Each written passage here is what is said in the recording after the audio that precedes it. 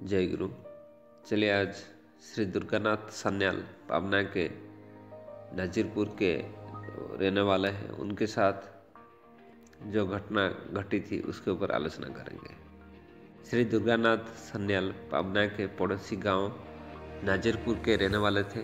एक दिन उनका एक दोस्त गिरीन्द्रनाथ लाहिड़ी घर पर आए और बोले, तुम अपना घर द्वार, खेती बाड़ी आदि पर ध्यान नहीं रखते हो, सिर्फ अनुकूल चंद्र में मग्न हो गए हो।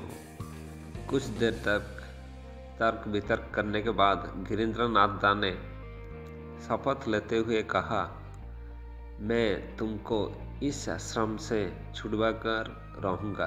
दुर्गानाथ दा भी देश में आकर बोले, मेरे ठाकुर दयाल है, तुम मेरे रिश्तेदार एवं दोस्त भी हो। मैं भी संकल्प करता हूँ कि तुमको ठाकुर के चरणों में लेकर रहूँगा। इसी दिन संध्या में श्री ठाकुर और श्री अनंतनाथ पद्मा नदी के किनारे बैठे थे। दुर्गानाथ दा श्री ठाकुर के पास आए और सुबह अपने दोस्त गिरीन्द्रनाथ लाहिड़ी के साथ जो घटना घटी थी उसकी चर्चा किए। श्री ठाकुर ने कहा, वो इस जन्म में मुझसे नहीं जुड़ पाएगा, अगले जन्म में जुड़ेगा। अनंतनाथ ने श्री ठाकुर से बहुत अनुरोध करते हुए कहा, दुर्गानाथ दा ने जब संकल्प ले ही लिया है, अब तो वो पूरा होना चाहिए। श्री ठाकुर ने कहा है, वे ना तो आपकी बातों पर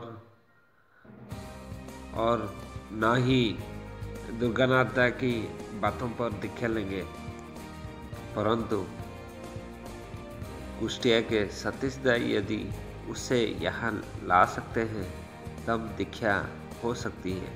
श्री ठाकुर ने दुर्गानाथ दा से सतीश दा को पत्र लिखने कहा। दूसरे दिन सुबह दुर्गानाथ दा अपने दोस्त गिरीन्द्रनाथ के साथ नदी में स्नान करने की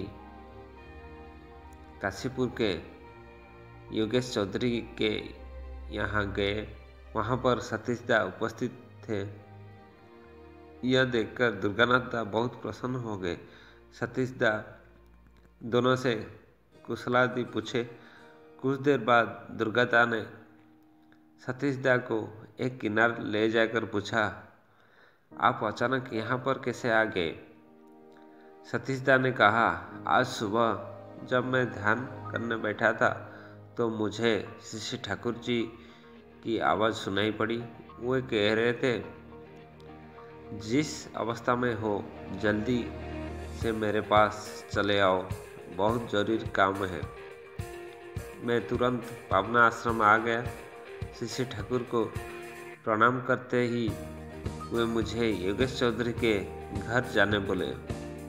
क्या कारण है यह मुझे कुछ भी नहीं पता है। दुर्गानाथ दा ने सतीश दा को पिछले दिन की घटना को विस्तार पूर्वक बतलाया। सभी भोजन करके गपशप करने लगे। बातों बातों में सतीश दा ने श्री ठाकुर के संबंध में चर्चा आरंभ किया। सतीश दा की बातें सुनकर गिरीन्द्रनाथ दा बहुत प्रभावित हुए। संध्या 5 बजे गिरीन्द्रनाथ दा ने कहा, चलिए श्री ठाकुर के साथ वार्तालाप करते हैं। उस वक्त आश्रम में कीर्तन हो रहा था। दुर्गानाथ दा कीर्तन में योगदान देने चले गए और सतीश दा गिरीन्द्रनाथ दा को लेकर श्री ठाकुर के पास आए।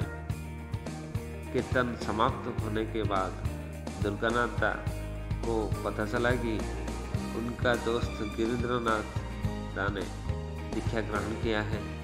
दुर्गानाथ दा को देखते ही गिरीन्द्रनाथ दा ने कहा, दुर्गा भाई, मैं इतने दिनों तक बिना कुछ जाने आश्रम के संबंध में तुमसे कितना ऑन सॉन्ड बोला हूँ। तुमने मेरा जीवन धन्य कर दिया। आज मुझे जीवन का वास्तविक आनंद मिला है। जय गुरु।